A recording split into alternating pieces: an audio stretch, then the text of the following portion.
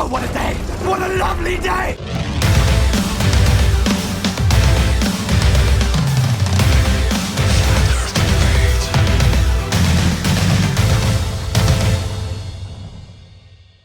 Welcome to Flat Earth Debate Live. I'm your host Nathan Oakley, and if you're new to this channel, or you've not done so already, then be sure to subscribe and hit the bell notification icon to keep up to date with the Flat Earth Debate. If you'd like to support this channel, there is a super chat that runs alongside each of these shows while they are live. There's also a PayPal, Patreon and crypto link in the info box below the video. If you'd like to join the community debate, then go to nathanoakley.com and check out the Flat Earth Debate Forum.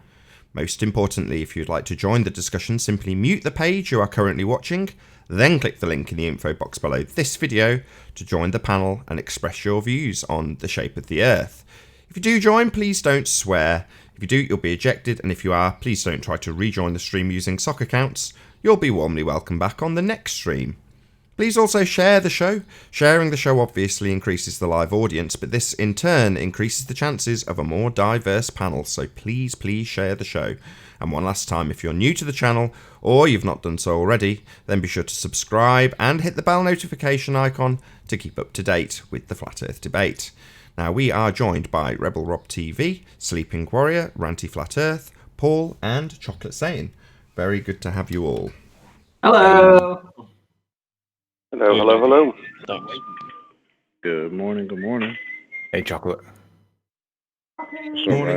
Morning all. Nathan.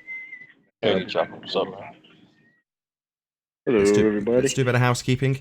Any evidence of Earth curvature? No. No. Just perspective. Everything can be accounted for with a little bit of perspective. You don't need much. I don't think ballers accept it. I was listening to Lewis last night on Jose's channel, and Lewis thinks that any obstruction is curvature. And I'm like, really? That's like, why are you doing that, Lewis? It's like there are other things that can explain the reason why you perceive that that's curve. Doesn't mean it's curve. Just because you think it's curve doesn't mean it's curve. And he's adamant that any obstruction is curve. I was like, that's surprising, given Lewis's position in this. He's been in this long enough to know that that's not really the truth. But that was his position. Hey, 10th man, I would ridicule that because that's hilarious, right? I couldn't get in. I did try getting in, but too many people are on the panel. And, like when there's too many people talking and there's not like a coherent back and forth, it ends up being a bit of a free-for-all and everybody wants to get on. It was just difficult. Well, for me, the assertion that everything is Earth curve comes from their basis for calculation. The only assertion in that calculator is that there's Earth curve obstruction. It's the only output. What's causing this blockage? Well, Earth curve. That's all you're calculating. So in his deluded mind, he thinks that the only cause of obstruction is Earth curve because that's what the calculator tells him. Well, ludicrous. Yeah. There's a great big long list of things that can cause obstruction, starting with things obstructing other things. Not necessarily Earth curve.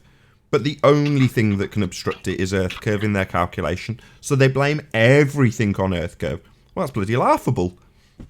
That is what he was doing yesterday, though. I was shocked when I heard it. I haven't seen Lewis for ages, but he was back on and he was preaching that any curve, any obstructions curve. And I'm like, really? Thought that had gone out at least a month ago, but nope. Alive and well in Camp Lewis. Camp all of them, because they're all of the same opinion. Doesn't matter what you're seeing in the photograph, an optical representation based on angular sizes, that will be misrepresented in Muppet vision, and the assertion of anything that's disappeared bottom up in the distance is going to be Earth curve. Doesn't matter what's actually caused it, Earth curve's caused it. So yeah, that makes perfect sense to me, but it is a laughable position. Any actual evidence other than these Muppets using the presupposition? ACG Meast? Can you hear us? Yeah, I can hear you guys. How you guys doing? Very well. Good to have you again. Yeah, thanks. Appreciate it. Sorry about that yesterday. I think I joined in and there was a lot of extra noise. Sorry about that. At least it's not thingy squeaky as hell chair. I can't remember who's got the squeaky chair. Mind warp. It's just, mind. He's got the squeakiest chair in the world. I said to him the other day, I said, there's the link. I said, but for the love of God, will you do me a favour? He said, what's that? I said, go and get some WD-40 on that spring. I said, and then come back into the show. And he was like, it's not that bad. I was like, listen, there's the timestamp for when you interrupted Nathan just with your squeak, and look at Nathan's reaction relative to how loud it is. And then his message back after about 15 seconds was lol. I'm saying nothing. Breaks my heart. Really does. Anyway, any evidence of axial rotation of the Earth-based variety as Ranty's on the panel? None. Nah. Stars don't do it. It doesn't prove that there's an axis of rotation. It just proves that there appears to be two rotation points of things that may or may not be physical objects in the night sky. There could be holographic projections of some kind or manifestations or whatever, but nonetheless, we can't establish what these things are. But we know that they're definitely not trillions and trillions of miles away because we don't have bionic eyes, and light doesn't travel that far. It's subject to inverse square law. So whatever the stars may or may not be, it's not proof of curved Earth axial rotation, because there's no axis, and we don't even know that the stars are physical, tangible objects. I mean, I'm going to stress this because I think it was Chris, the other Chris, not Red's Rhetoric, yesterday was asking about this particular thing. It might not have been, so if it isn't you, I'm sorry. But in any event, somebody was asking about how do they get around the assertion that there's two celestial rotation points. And that's just a demonstration. If a flirter is asking that, it's because they've been so well indoctrinated by the system of indoctrination, which is to say that they're still in the mindset to presuppose antipodal star rotation. I'm going to give this a bit more depth, which is to say that if I point in the direction of Australia, let's just say it's south, just for ease of explanation. So I'm standing here in England and I say I'm going to go over there, south. The direction I point is towards the horizon. It's definitely not down. It's towards the horizon. So then I travel to Australia in that direction. And during the entire... Shout out to Frida Peoples. Thank you very much for the super chat. Really appreciate it. So you're travelling out towards the horizon, and at no point do you ever traverse any curvature. That's what we're demonstrating from the ground. There is no curvature to traverse. So all you're left with is the presupposition that as you travel across the flat plane, that you're actually going around a ball. But that's a presupposition. You don't experience it. You're never going to see antipodal stars. They are always going to be above your head. So I travel south, arrive in Australia. The stars are still above my head. Now, unless I assume that where I came from is now under my own arse, there's no difference in terms of where I observe those stars. They're above me. They're above me in England. They're above me in Australia. The only way to say they're not is with the presupposition that you're on a ball. So it usually gets turned into a formal logical fallacy called affirming the consequent, which is as follows. If P, then Q. Q, therefore P. So if we have antipodal star rotation in the southern hemisphere, then the Earth is a ball, formulated fully. If we travel from A to B, we will observe antipodal star rotation. We observe antipodal star rotation, therefore the Earth is a sphere. So they have obviously got to insert the presupposition with a particular word, and the word they typically use is hemisphere. So why do we observe star rotation in the north and south hemisphere? Well, we observe it obviously because the Earth's a ball. That would be the sort of ham-handed formulation of that logical fallacy. But the point is, the main point, is that you have to assume you've travelled on a ball when you look up and look at the stars and claim that they're antipodal to one another. You won't ever observe that. You'll only ever assume it. So that little nugget was debunked, I don't know, at least 12 months ago. JLB and Tim Osman got the brunt of it because they both used it quite frequently. But it is just a logical fallacy, and it requires that you beg the question, assume you're on a sphere, and assume that when you travel outwards towards the horizon, you're actually travelling antipodal, or when you arrive, you are antipodal to your previous position, i.e. on the opposite side of a ball.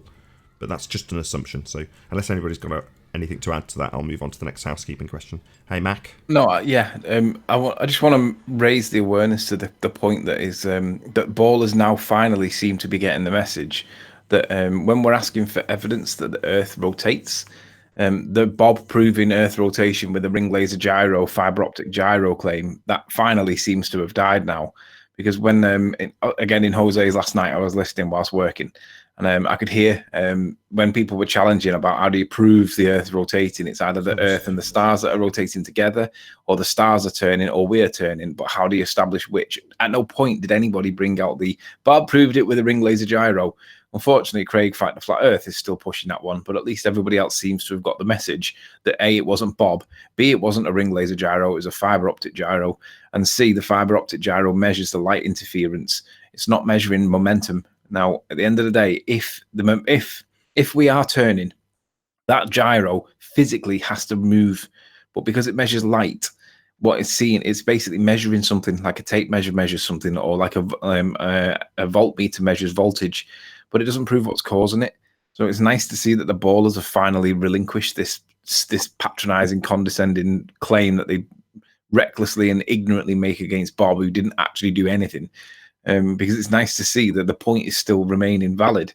Why can we not prove that the Earth is moving? Why is all the evidence indicating that it's the lights above us and not the physical movement of the soil that our feet are on? Why is it indicating all the evidence is pointing to the sky turning, not the Earth? And there is no answer for it, but ballers don't accept that there's no answer for it. They well, I don't know, they argue stuff that accelerating frames of reference and this, da. Bottom line is this: we want to see proof that the Earth is moving. And if you can't prove it, then it's an assertion without any supporting evidence. And Hitchens' razor applies. If Hitchens' razor applies and you guys can't prove Earth turn, then that's kind of a fundamental spoke of your wheel that's missing. And you guys do need to have some evidence to prove it if you're going to claim that it's turning. And we all think that it's not turning, and the evidence supports it that it's not turning. So the onus is on science to demonstrate that the Earth is turning. Let's not be afraid to ask them to prove it, not story it like Narnia and telling us about lands that are far away that don't actually exist, and Santa and elves that don't actually exist. Let's see the actual scientific evidence that proves that the Earth is turning and it's not the stars. Because all of the evidence, apart from Einstein's maths, tells us that it's the sky that's moving. Yet, for some reason, everybody thinks that since 1915, generally by 1920 it was accepted, that Einstein's bit of maths explains this all away, and it's now accepted. Gee, I wonder what it would take to get the whole of the scientific community to change their position on what is a particular point. I mean, perhaps a world war, a massive distraction, might be a good enough distraction technique, like 9/11 was a distraction for something else. Who knows what, but we know that 9/11 didn't go down the way that they're telling us it did. Well, is it not possible, and indeed likely, that World War One, that was, remember, if you remember your history, it was supposed to be done by Christmas. 4 years later, 1918, it was still going on. Perhaps they had a world war literally to educate, reset the education so that people basically forgot about the bigger issue. And it got under the radar whilst there was a world war. Obviously, all the news were covering world war. Nobody was interested in this little bloke from Germany. But isn't it coincidence that England are fighting Germany and Einstein pops up during the war with this thing that everybody now accepts to be true, which is nothing more than a little bit of maths? So don't be afraid to ask these ballers, why can't you prove that the Earth's turning? And when they start giving their nonsense, just remind them the word is proof, not stories, proof. And they can't do it. And then just remind them that if you can't do it, then we're not turning. It's that simple. Done. Is it? Can I jump in here? Is that okay? Yeah, I'm done. You can, but just want to say hello to Mac first. Hey, Mac, can you hear us? Yeah. Hey, Nathan. Yes, I can. Thank you. Yes. Very good to have you. Go ahead, CG. Yeah. So I actually came today to talk a little bit about the ring laser gyroscope. I'm a private pilot, so by no means an expert or a professional, but do know about ring laser gyroscopes. And I'd seen a couple of different conversations on here before about ring laser gyroscopes with people defending it who actually don't know how ring laser gyroscopes work. And so I thought maybe I'd come and talk a little bit about that perspective, come pretty humbly, willing to talk, willing to have it pushed, not trying to talk over anyone or anything like that. So I wanted to talk a little bit about, if you guys don't mind, why the Sagnac effect on ring laser gyroscopes does prove that if it is sitting or bolted to the Earth, that the Earth is indeed rotating at 15 degrees per hour. Are you guys okay with that? Well, not really, because why doesn't it rotate underneath aeroplanes? at 15 degrees an hour. If it's rotating under the fixed frame of a gyro, then it would rotate under a plane or a helicopter or anything else in the second reference frame. And yeah, you're right. There is a second reference frame there, and so when we're actually as pilots calculating in how to calibrate your ring laser gyroscope, you do have to take velocity in the direction that you're going, which can be calculated, right, into effect when it comes to those ring laser gyroscope calibration. So yes, that is calculated into when pilots are actually flying. So you're saying that it's calculated in that the continent you're traveling to is traveling towards you at 15 degrees an hour? No, that's simply not the case. You're wrong. So yes, you do calculate that in. So you're saying that the continent you travel to travels towards you at the rate of Earth turn, and when you go in the opposite direction, you're fighting Earth turn, potentially losing 500 miles an hour at the equator, fighting against a 1,000-mile-an-hour spin at 500 mile an hour in plane. Is that what you're saying happens? People are fighting against Earth turn. Sorry, I hadn't quite finished my statement. Yeah, you said you weren't going to talk over people. Were you just lying? Yeah, I haven't finished. Sorry. So, that does not happen. You do not have aeroplanes on the equator fighting a 1,000-mile-an-hour Earth turn. That is incorrect. So while you say you account for it, no, you don't account for the continents travelling towards you on a spinning Earth. That would be necessitated if there's two reference frames, as you assert with the gyro. You are wrong. Are you cool with me responding now? Well, you could say, yeah, you're right, I am wrong. Continents don't travel towards aeroplanes, and aeroplanes don't fight a 1,000-mile-an-hour turn on the equator. You could just concede that you're wrong. So you're getting mixed up there, like actual direction, but so vector momentum or vector velocity mixed up with angular momentum there, right? So it's not that the I'm not. Don't make that declaration. I'm not. No, I'm not confusing those two things. If the Earth rotates underneath the gyroscope at 15 degrees an hour, then it rotates underneath anything else in that reference frame at 15 degrees an hour. But it does not. You've not conceded my point. You've told me that I'm confused. No, I'll say it slower. The Earth does not rotate underneath aeroplanes. We do not have continents travelling towards aeroplanes as they fly towards the continent, nor do we have aeroplanes fighting 1,000-mile-an-hour spin at the equator. That simply does not happen. I am not confused. I would like you to address this fact that you are incorrect about now.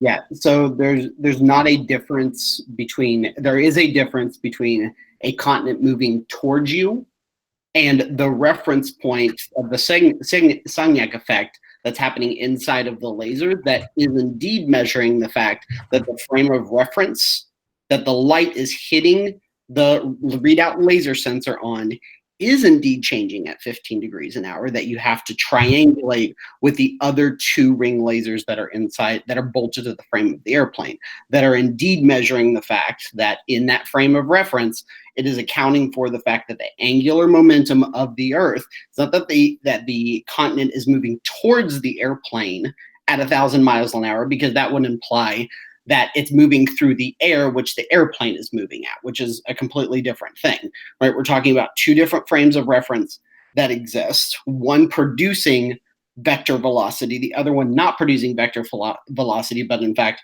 producing angular momentum according to the frame of reference of the readout laser and the ring laser gyroscope. That's what I'm trying to distinguish right now. That's fascinating. So does the ring laser gyroscope demonstrate the Earth turning underneath that frame of reference at 15 degrees an hour? So what it does is that when the source of the laser output is deflected off of each of those mirrors and goes into the readout sensor, the 15 degrees of angular rotation that's happening on the Earth, right, is indeed registered on that readout sensor, right? So that's a yes. That doesn't affect the vector velocity. So yes. Really? Arwin, why? So yes, it is registering the Earth turning underneath at 15 degrees an hour then. But that doesn't translate to vector velocity. Sorry, don't tell me what it does or doesn't do. Just affirm what I have said.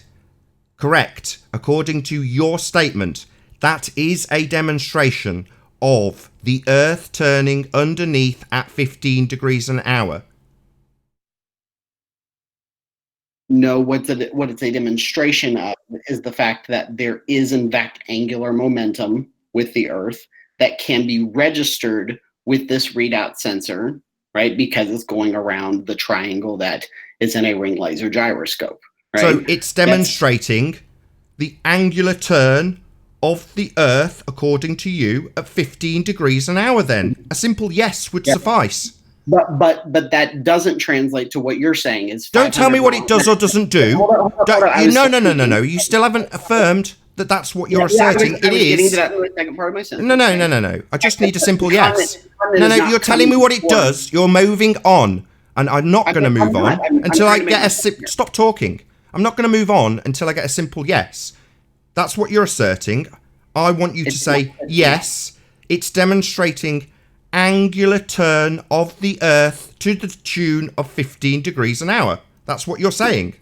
It does do that, yes. So it's demonstrating the Earth turning underneath at 15 degrees an hour. And if it turns underneath at 15 degrees an hour, then it also turns underneath the plane at 15 degrees an hour. But it doesn't. No, because then that would mean that you're saying that the vector velocity of the airplane is stationary relative to the continent, which is not true. Sorry, if the Earth turns underneath at 15 degrees an hour, then the Earth turns underneath at 15 degrees an hour. Yes, in reference to But the it doesn't. ring laser gyroscope and But the Lite, it doesn't. not in reference, Yeah, which is you're not not listening to reference my reply. It doesn't, though. If it Yeah, turned but- underneath at 15 degrees an hour, the plane would have the continent turning underneath at 15 degrees an hour, and it doesn't. No, because then that would mean that the same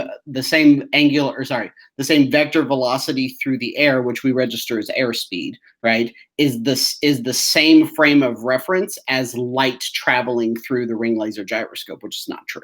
So what you're saying is it's two references, even though it's demonstrating only one reference. So you're saying it travels at the same speed as the ground when it's in the air. That would be one reference frame, not two. No, I said at the beginning that there are two different reference frames. Well, if there's two reference frames, then the Earth rotates underneath at 15 degrees an hour, but it doesn't. So there's not two reference frames. If it's turning... Why are you still interrupting? This is a fact. If it's turning underneath the gyro, it's turning underneath the plane. If it's turning, it's turning. And you're saying it turns underneath the gyro, but we don't see the effect in the plane. Well, that's double-speak nonsense, because if it's turning, it's turning. That is true, but it... Right. So, But- you've confirmed that's true, yes. If it's turning underneath the gyroscope, then it's turning underneath the planes. But it doesn't! Nathan, you're not accounting for the difference between vector velocity, which is airspeed, right, and angular momentum, which is the speed of the turn. You're not differentiating those two Sorry, things. would that be one reference frame then? Excuse me? Would that be one reference frame? So if the plane takes off and remains at the same speed as the reference frame underneath it, then it's the same reference frame? I'm not sure that I follow. Sorry, either it's two reference frames and the Earth turns underneath, or it's one reference frame and it doesn't. Are you confused? No, but what your explanation is doing is it's taking away the fact that there are two different things that the ring laser gyro is triangulating, not measuring. Sorry, I don't just care what one it's direction, doing. right? We've established what it does. Apparently, according to you, it demonstrates the Earth turning underneath at 15 degrees per hour. That's what you claim it demonstrates. Fact. Yeah. If it demonstrates the Earth turning underneath at 15 degrees an hour, then the Earth turns underneath at 15 degrees an hour. Not Yes. just under that, underneath airplanes. And it doesn't.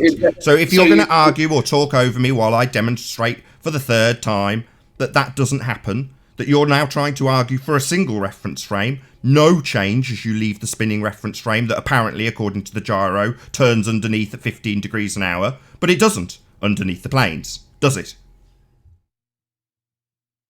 But it doesn't underneath the planes. Yes, The it does. Earth does not rotate underneath aeroplanes at 15 degrees an hour. That is what you are claiming the gyro demonstrates. But it doesn't happen under planes.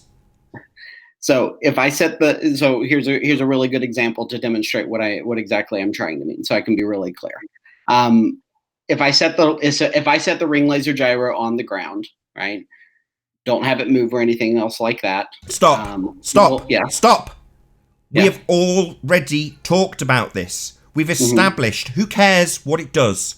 You're claiming what it does demonstrate is a 15 degree per hour turn of Earth underneath that reference frame. That's what it does. Who cares about anything else beyond that assertion? That's the only thing that matters. I don't care how it works. I don't care what it does. I don't care how it comes to that conclusion. All I care about is the assertion being made based on what you think that equipment demonstrates. You think it demonstrates the Earth turning underneath at 15 degrees an hour. I don't need to hear anything else about what the gyro does or how it does it. It's not relevant. The only relevance is that the Earth doesn't rotate underneath anything except this, which you claim proves the Earth rotates underneath, which it doesn't. So the reason that I can tell you that I know that it is because the Earth is rotating under it is exactly... It's not! Are you deaf? It's not rotating underneath aeroplanes. So continually telling me what I've already just established, yes, we know you claim the gyro demonstrates Earth rotating underneath. We know! You've made it clear. I've clarified it. I get it. You don't have to repeat 5 more times why you think the gyro shows the Earth turning underneath. Because I'm demolishing it by the fact that it doesn't bloody underneath the planes. Simple. Hey, Nathan, I haven't been able to finish 2 sentences in this. We just keep circle jerking us. We've established what you think the gyro does. You don't need to tell me 5 more times what you think the gyro does or how it comes to the conclusion that the Earth rotates underneath. We've done that. We've been there. We've established it. I'm not deaf. I'm not stupid. I know the conclusion. You think the gyro proves the Earth turns underneath. End of that particular part of this discussion. We're in agreement. You think it makes... Can you let me explain why I know that works? It doesn't! You're not addressing the demolition of your argument. You keep asserting that the gyro proves the Earth turns underneath. I say fine. Your assertion is the Earth is turning underneath the gyro. I get your assertion. I've listened to it. I've repeated it. I've clarified it. You've confirmed it. Took painstaking steps to make you say, yes, that is what the gyro's demonstrating. 15 degree turn underneath it. Yeah, we know! So why do you want to keep babbling on about it? Because you don't want to address... Because you do not want to address the demolition of it. The demolition being that that's not demonstrated in anything else. Things that would necessitate a 15 degree underneath would be a plane. Give me 5 sentences, and then I'll shut up. Is it about how the gyro proves the Earth turns underneath? Or is it going to address the fact that the planes don't demonstrate that? Hey, Nathan, can you give me 5 sentences, and then I'll just completely shut up? I've listened to your assertions, and now asking you a question. Will this be another assertion of how the gyro is claimed to prove the Earth turns underneath? Or will it be an address to the fact that the planes don't demonstrate that? I want to show the fact that when a laser comes out of the output source and hits the mirrors to the readout sensor in the ring laser gyroscope, when there is angular momentum, okay, or a change in that angular, or like in the actual angular momentum, it will read the fact that the light hits the readout sensor at a different place. That can only happen if there's angular momentum. Let me ask you a question. No, don't. I heard you the first time. You said that twice. I heard the first time. Now, it is irrelevant. The assertion based on whatever the hell it's doing, which is totally irrelevant, is that the Earth turns underneath. You're interrupting me. I didn't interrupt you that time. You're pleading to repeat. Why are you laughing and cutting my mic? It's funny, Nathan. It's fine. Shut up! It's not funny. You're wrong. You're still wrong, and I'm going to point out again that you're wrong, and how you're wrong, and you're going to ignore it in detail. Stop talking! That's fine. I'm comfortable with being wrong if you think that's wrong, Nathan. You are You're not just wrong, now you're also shut up and annoying. listen to why. Shut up. You are wrong because however the gyro comes to the conclusion with your word salad about what it's doing, the conclusion... Are you incapable of shutting up? You like Brenda? You got some sort of mental malfunction where you can't help interrupting the demolition of this assertion. I will demolish it, demolish it, whether you like it or not. Okay. Good. Now shut up! All right. However, the gyroscope is claimed to come to the conclusion that the Earth rotates underneath is negated by the fact that it doesn't rotate underneath an aeroplane.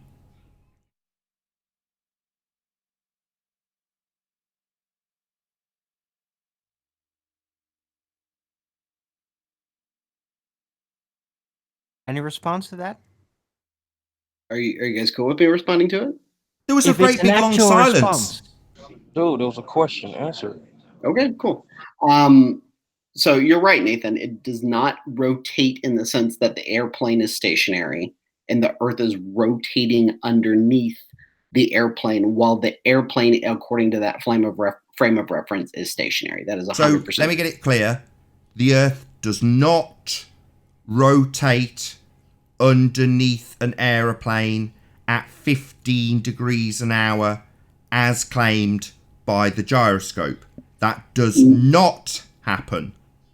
No. Right, so to summarise, the gyro says the Earth turns underneath at 15 degrees an hour, but the Earth does not rotate underneath aeroplanes at 15 degrees an hour. Precisely Nathan, what I said.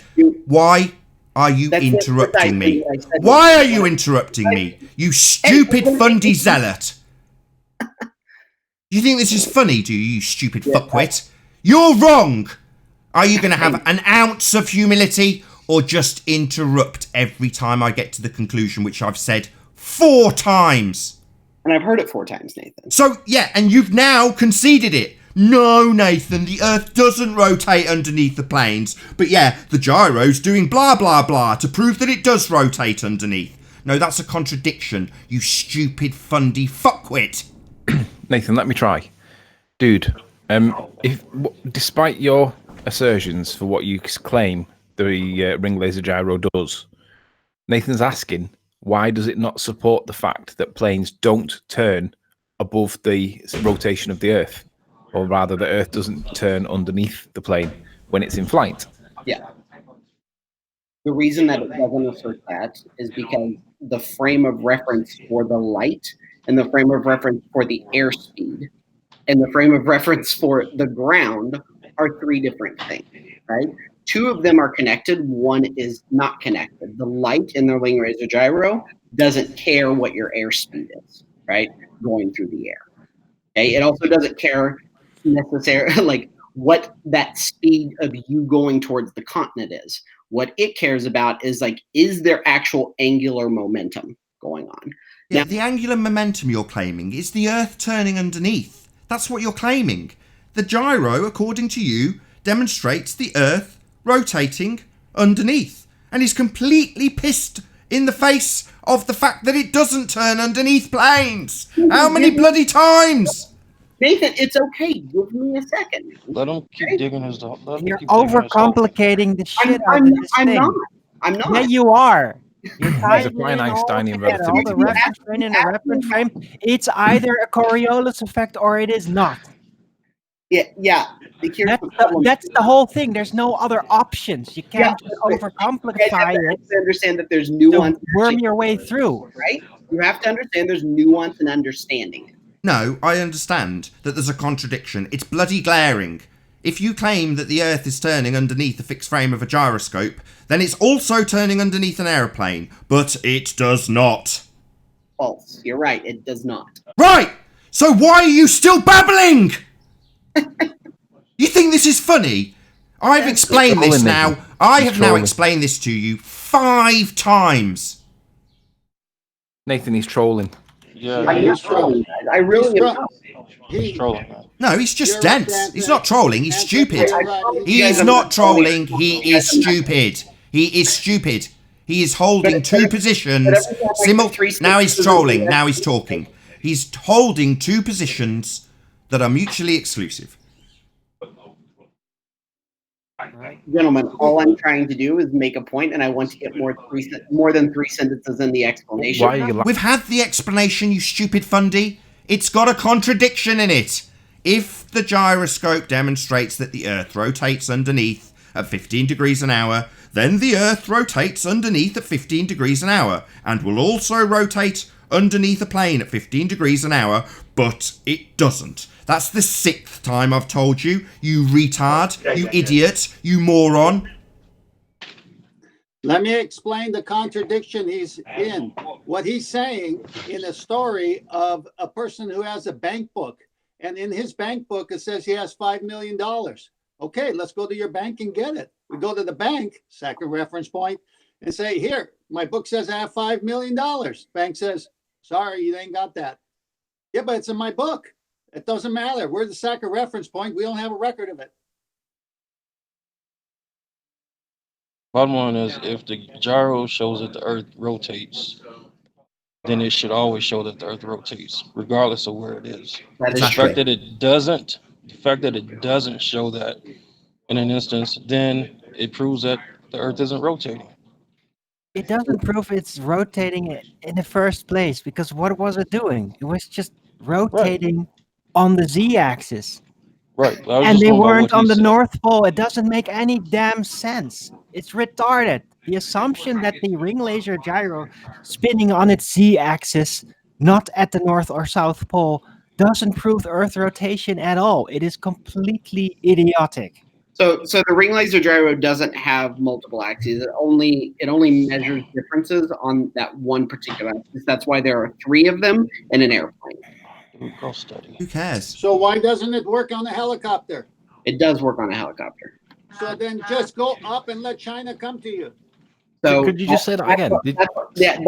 Hold up. That's why I was saying there's a difference between vector airspeed, right, and angular rotation.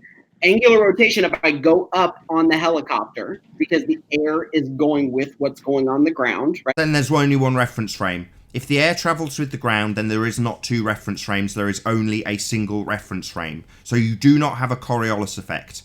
The gyroscope is demonstrating a Coriolis effect. 2 reference frames. Now this stupid, retard, idiot, fundy zealot has asserted that the air travels with the Earth. Then there is only 1 reference frame. That is the essence of the contradiction, you stupid idiot. Hey, so Nathan, if you can present my screen for a second. Let me show you how, with example of the No, dude, why don't Don't you need watch to. my screen for a second? Did you not just listen to me? That's what the argument is about. Maybe Owen interrupted. Did you not just listen to what I just said? I did. So address it. If the Earth and atmosphere travel as one, there is only 1 reference frame, not 2. False. So What do you mean false? No. If the Earth travels with the atmosphere, there is only 1 reference frame. So Nathan, if I go up in a helicopter and I hover above the ground, right, and I do not calibrate my ring laser gyroscope, right, with the fact that there's 50 miles, I just leave the ring laser gyroscope there. If I do not move from the point that I'm hovering above the ground, okay, with that ring laser gyroscope attached to my helicopter in 1 hour, uncalibrated, it will move. It will say I have moved 15 degrees. And have you? Has the Earth rotated underneath 15 degrees? Yes. So you could literally you've got free hold travel. on. So you could take off in a Hey, you just said it helicopter doesn't happen. and Not the Free sea travel. Free travel. sorry. You could just take off in a helicopter and wait for wherever you're traveling to just come to you. Then No, guys, you missed what I just said in my. you just said that you could take off in a helicopter, not have the gyroscope calibrated, and the gyro will tell you that the Earth has rotated underneath at 15 degrees. What I said is if you hover above the exact same spot. I heard. You don't have to fucking repeat it. We're not deaf here. You stupid spastics think that we are all deaf and that we don't hear the first time. And when we demolish it, you think that requires a repetition of it. No. What you're saying is you could hover and China would come along. Exactly. Oh, guys. All right. But Why are you laughing at us? You stupid, fundy fuckwits. Why are you laughing at us? Your laughter should be for your own stupidity. You have literally just stated that the Earth rotates underneath the helicopter if the gyro's not calibrated. You could just take off and wait for a continent to come along. Even though earlier in this conversation you've made it very clear that that doesn't happen. Because it doesn't. Now you're saying it does. I didn't say that it does. You just said you take off, you don't calibrate your gyro, and the gyro tells you that the Earth rotates underneath at 15 degrees. Uh-huh. Well, it doesn't! I mean, are you literally this stupid? Yesterday it was Brenda and now it's this fucking retard. I'm sorry for all the people who've got kids watching, but this drives me absolutely insane. This wanker will fuck us around for the next hour if he gets the opportunity. Like a crossover between Brenda and George Netanyahu. All right, guys. I can't believe how simple you I'm are. sorry that you guys think that I'm trying to troll you. I really am not. I've already made that clear. I don't think you're trolling. I think you're stupid. Okay, that's fine. No, it's not fine. It's irritating for the less stupid. Yeah? For the people who don't think the Earth rotates underneath helicopters because a gyro says, oh, you've deviated 15 degrees. Yeah, that continent's come along because that's what a ring laser gyro said. Yeah, because the gyro's the arbiter of whether or not Earth turns, even though it bloody doesn't. Yes, if that's what I said, Nathan, that would be really stupid. Yeah, you said the gyro, when you take off in a helicopter, if not calibrated, will tell you you've deviated 15 degrees. And according to you, that 15 degrees is the Earth rotating underneath, isn't it? Uh-huh. Well, but the Earth hasn't rotated underneath the helicopter. They've still got the same ground underneath it, you stupid idiot. You're not getting it because you're dumb. You're slow. These prolonged pauses that we get are you with the cogs turning. And then when you laugh, it's because you might just start to recognise how stupid you are. Nathan, you know that laugh? I promise it's not, Nathan. What I'm laughing at is the fact that, like, the mischaracterization, that's what comedy is you mischaracterize reality and it makes it funny, right? Yeah, like saying you take off in a gyro says you've actually moved 15 degrees. The Earth's rotated underneath the 15 degrees. That's what the gyro says, even though you're still in the same bloody position, even though the Earth hasn't moved underneath you 15 degrees, even though there's no planes on the equator fighting 1,000-mile-an-hour Earth turn, even though none of that shit happens, you have just asserted in comedic style that the gyro says you have. Yeah, there's that laugh again from the fundy fuckwit on the panel. Mischaracterizing reality. Hey, CG, He's how the much? one mischaracterizing reality. He's saying we're doing it. Yeah, that's what I'm saying. Yeah, you're projecting. You are mischaracterizing reality. The Earth doesn't ever rotate underneath anything.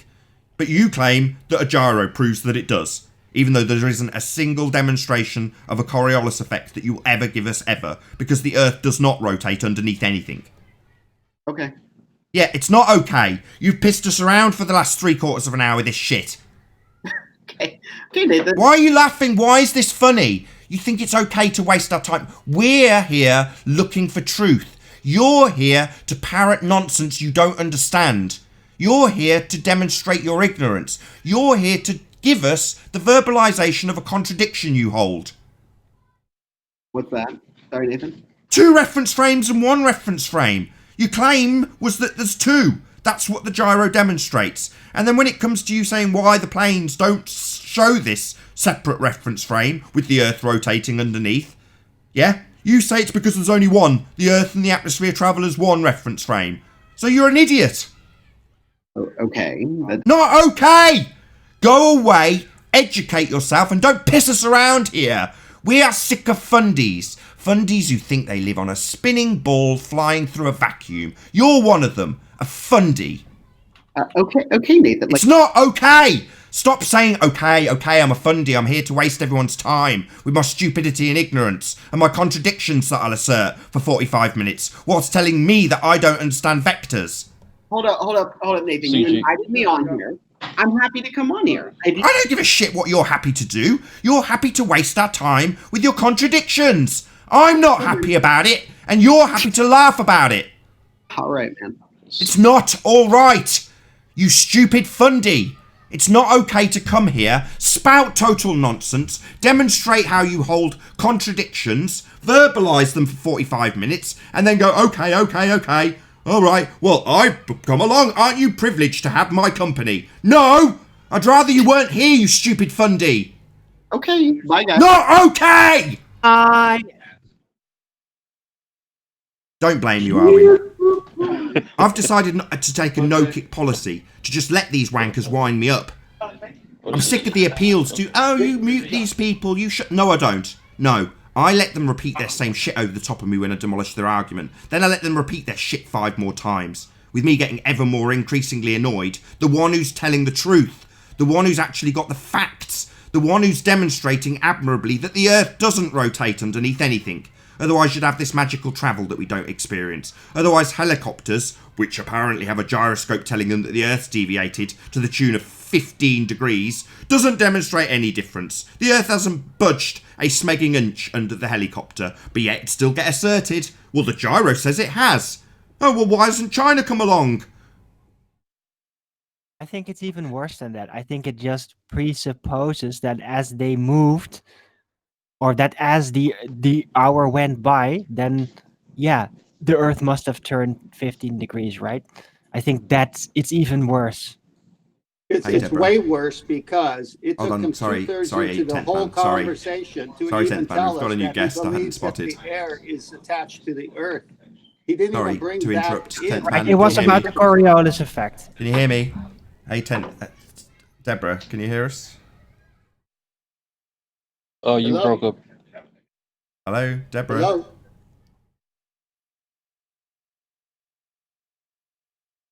Can you hear us, Deborah? We're on mute She at the hasn't moment. sniped us. I saw her join. Hello. No, I'm here. Can you hear me? Hello, good to have you. Good to have you. I just realized I'm in the wrong account. I thought I joined my account. This is my mom's account. But hi. Don't worry. I was like, who is Deborah?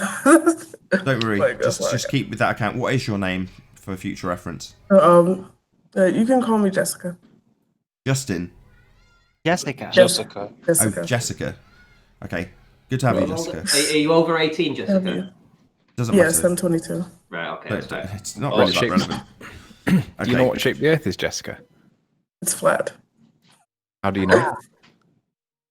It's obvious. It's irrefutable that it's flat. Pretty much. Like any Seemed that other. way. I've not satisfied myself that it's flat. I think it might be something else. But I realise at least that it's not a sphere of the size they're telling us. You're the worst, Riley. You're the worst. That's one of the big things for me, but like especially like any other all the other observations that are made, like you conclude that it is flat to me. So that's why I'm repetitive. Let me just give a plug for chat. I see the Rumpus in chat. Just to let everybody know, the Rumpus does not know scientific method. He does not practice scientific method when it comes to the shape of the Earth. He thinks independent variables are allowed to have multiple factors, and that can be the cause in a scientific experiment. I've called him on it. There'll be a conversation happening at some point where Rumpus is going to get his bum smacked. Shout out to the Rumpus. Arwin, that was your cue. Shout out retracted. Right. Well done. Wow, there's 300 people watching you. 303, Nathan. You're doing yourself. That's mega. It's a nice number. Did we ever get through housekeeping? Not at all. We got to axial rotation. I'll save it. I'll save it for the next show. Ring laser gyros. So that started off with Anthony saying, "Oh, it's great. They've progressed. The ballers have got to the point where they understand that the ring laser gyro does not demonstrate, or fiber optic gyro doesn't demonstrate that the Earth rotates underneath." Next man on the panel, literally the next thing that comes out. Yeah, that guy must have said, "That's my cue." Excuse me. Do you mind if I leave and come back with my account? Do you mind if I do that, or is that You might lose your spot. I would just stay if I was you. You can. All right. You're here. Don't worry about it. All right. We'll remember it's Jessica. I thought Ranty's line of free travel was exceptional at that point. He just didn't get it, did he? No, I got it. I busted up. I did hear that too. Should be that easy, right? Just get in a helicopter, just wait for consonants to come to you.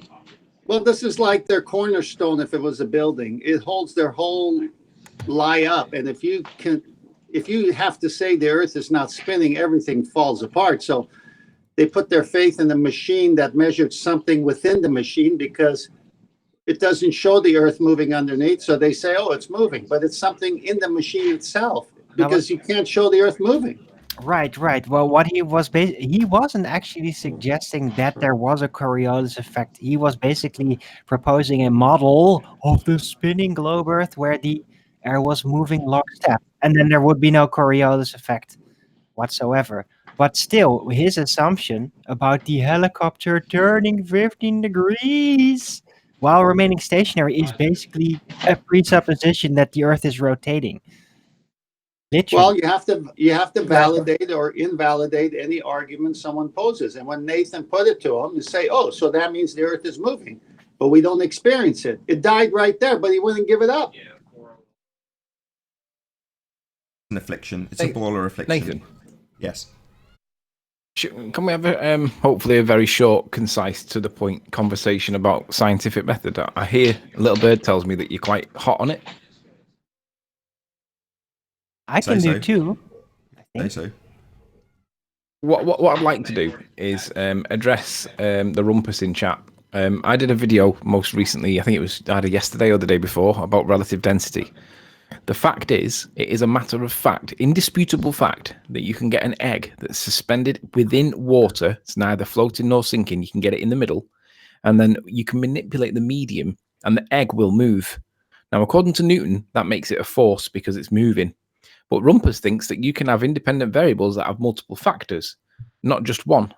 And what he did with GeoStreamer and all the other dick holders in their hangouts the other night, they had this hangout that took like 2 hours. And they, honest to God, they spent more time arguing over things that Rumpus had said. Things like weight is a force, density is not a force. And honestly, they spent about 20 minutes discussing whether or not that was actually true. But Rumpus, that is Rumpus's position. And Rumpus made a couple of, or he made one particular assertion which I'd like to present. And I'd like to just critique it publicly in his absence, because this moron is misleading people with scientific method, and he's telling people things that are factually incorrect. And I think it's abhorrent that he's a man of science and he's preaching bad science as good science.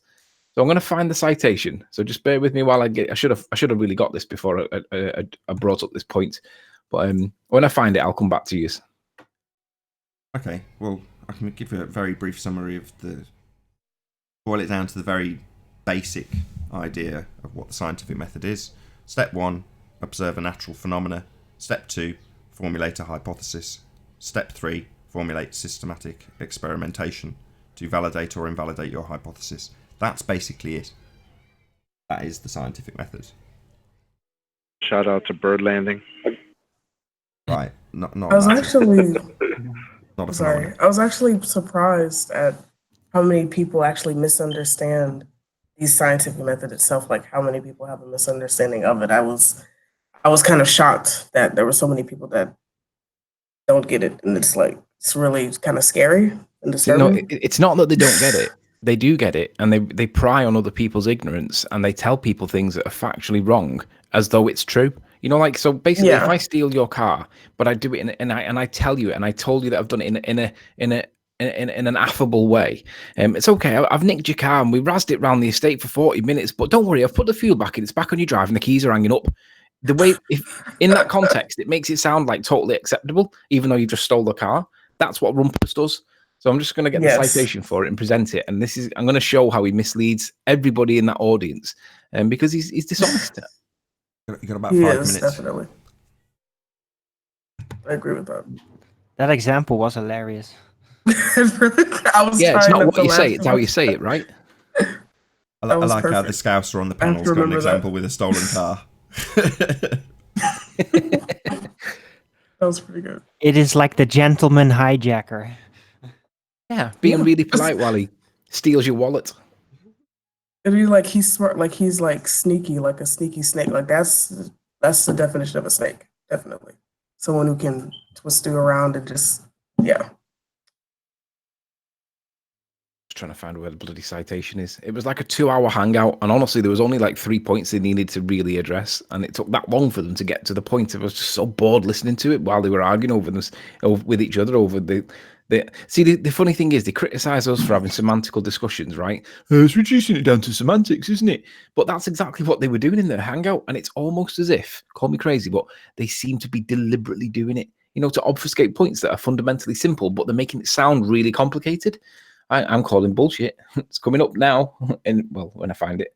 Well, while you're doing that, I'll do a quick plug. So, after this show ends today, because it's Thursday, the next show will be on my second channel, Nathan Oakley. So the second live show of a Thursday is live on the second channel. The same can be said on a Friday. So both live shows on a Friday go out at the usual time on my second channel. So after this show ends, in a few minutes' time, after Anthony's rounded out his point, the show will continue because there'll be an after show. But that aside, the live show will continue on the second channel. So there's a link in the info box below this video. If you like the debates, go and check out the second channel. Typically, after each weekday show, the after show and pre-show go out on the second channel. So you get to see a extended version of each debate on the second channel. However, at the weekend, so I can do ball busters, I publish the live show that was switched off from either Thursday or Friday over the weekend. So in other words, the show that gets broadcast live next, the next live show over on Nathan Oakley, gets switched off immediately. So if you don't watch it live, you get to catch that show, the one that's going to be airing in about, 15-20 minutes time. That show will actually go out as the after show on Friday on the main channel. So if you don't watch it live, you still get to catch it, but on the main channel as an after show and pre-show. Same goes for Saturday and Sunday. So the Friday shows go out on Saturday and Sunday. My point being that if you do want to actually watch the show live, you need to subscribe to Nathan Oakley, which is in the link in the info box.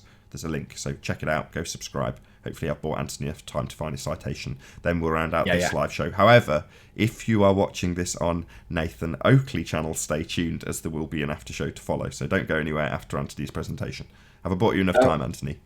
Will there be a second show today, Nathan, as well? There will be a second show. That's what I've just explained. On the second channel. I just want people to know, because everybody seems to disappear and not come back for the second show. Because it's a smaller channel. So you've got to be a pretty dedicated fan of the Flat Earth debate to watch the second Thursday show live, because you'd have to know that it's on the second channel. So go and subscribe. There's a link in the info box. Go and do it now. And what's that second channel called, Nathan? Nathan space Oakley. Just Nathan Oakley. All right, so what I'm going to do now, let me know when I'm being presented, Nath. Yep. Okay, so sound's coming through now, so everybody else meet up for a minute. The rumpus is talking about independent variables, and we all know what independent variables are. You've got to wiggle them to prove that they're the cause of the effect that you believe that you're witnessing. That's the point of science, to prove cause and effect, right? Listen to what he says. I'm going to tell you what he says roughly so that you know roughly what he says. But he says, Nathan doesn't understand that an effect is the result of more than one cause, but stutter, stammer. And basically, he's telling people that it's more than one cause. So let's listen to what he says. Oh, why am I not getting sound? Oh, it's muted, that's why. Here we go.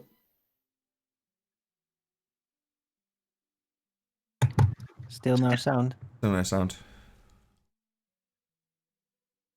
You have to turn your output on your desk on. Do that again? You have to turn the output on your desk on. Must be that one then. Let's try that. 1709, is that right? Yeah. 45, I need to be able to. But yeah. So he's describing independent variables, right? And listen to how this conversation goes. It's nonsense. In other words, there are multiple factors, and he can't cope with that. Like, Nathan doesn't understand that an effect is the result of more than one factor. And yeah, so apparently he doesn't understand that an equation can contain more than two factors. Yeah. Yes, more than one. So there's 2 points there. First point is Rumpus saying that an effect is caused by more than one factor. And then GeoStreamer pipes up by saying, yes, he doesn't understand that in an equation there can be more than one effect. Well, the thing is, that's why we distinguish science and cause from pseudoscience and correlation. Because if you can't prove the cause of an effect, then it's not the cause. It may be a factor, and it may be one of 2 or 3 factors, but it's not the cause. So when Rumpus is telling people in GeoStreamer's Hangout that the factors that influence, like say for instance a plant, if you plant a seed, the seed will sprout if you put water, sunlight, and nutrients in the soil. That plant will grow. Now, there's 3 things that influence how it grows. Now, if you remove one of them 3 things, the plant probably won't grow, or if it does grow, it'll be really weak and weedy and die pretty quick. So these you can't prove the cause of plant growth because you need three things. But Rumpus is telling people that Nathan doesn't understand what causes. Should we play it again, Nathan, just so you can address Rumpus? Because I want you to tell Rumpus because he's a moron. Because it's I don't agree with him misleading people in GeoStreamer's Hangout with what is the cause in a scientific experiment. This is false. Cause in his mind, although of course he doesn't like the idea the cause has more than one factor, because of course you've got the density of the liquid, you've got the force of gravity. In other words, there are multiple factors, and he can't cope with that. Like Nathan doesn't understand that an effect is the result of more than one factor. And yeah. So, Nathan, do you want to respond? Yeah, if you're talking about a scientific experiment, then you have an independent variable, that which you will vary and manipulate to cause the effect. If you cause the effect, you have established the cause of the effect, an independent variable. So like Brenda yesterday when she said this and that, and I immediately jumped all over and I'm like, no, it's not plural, it's not independent variables, it's your independent variable. If you're going to claim it's scientific, and if you're going to claim it's scientific evidence, or you're going to claim it's a valid hypothesis, or you're going to claim you've done a valid experiment, then you will have varied and manipulated an, singular, one, independent, again, singular, one, on its own, independent variable, that which you presume causes the effect. If you haven't got that, you've got multiple variables, then all you can establish is a correlation. And as we all know, correlation is not causation. And with that, I'll say, if you are watching this on the Nathan Oakley premiering stream, then stay tuned, as there will be an after show to follow. However, if you are watching this on Nathan Oakley 1980 live, unfortunately, this is where we bid you farewell. As I said earlier, check out the link in the info box below this video to go to the second channel and subscribe if you want to continue watching live. Massive thank you to all of today's debating panel. If you want to keep up to date with the community debate, go to nathanoakley.com. I've been Nathan Oakley, and I'll see you all in the next video. Oh, what a day! What a lovely day!